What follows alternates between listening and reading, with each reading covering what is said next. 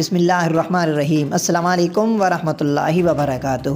میں ہوں اقبال سحر اور آپ دیکھ رہے ہیں ریئل نیوز ورلڈ۔ ناظرین، ایران میں خواتین نے اسکول عہدیدار کو بھاگنے پر مجبور کر دیا اور خواتین نے خامنہ ای کے پوسٹر بھی پھاڑ ڈالے۔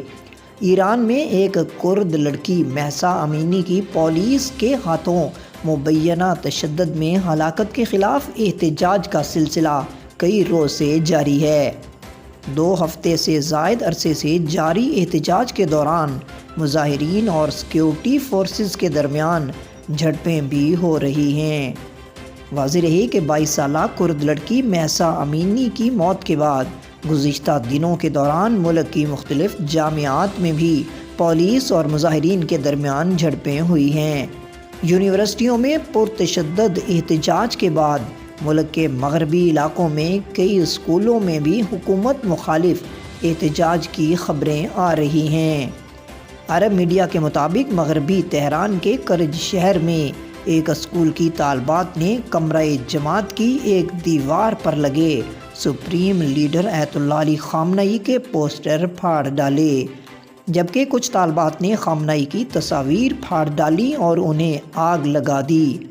ادھر کرج میں ایک اور اسکول میں لڑکیوں نے وزارت تعلیم کے ایک عہدیدار کو اسکول سے بھاگنے پر مجبور کر دیا۔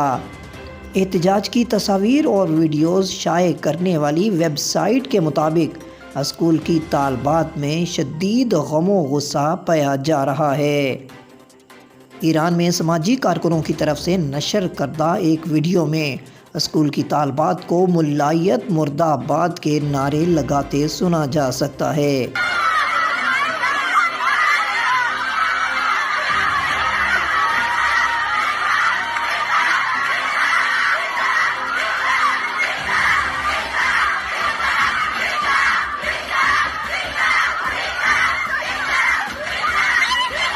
ملائیت سے ان کی مراد ملک پر کئی عشروں سے مسلط مذہبی حکومت ہے۔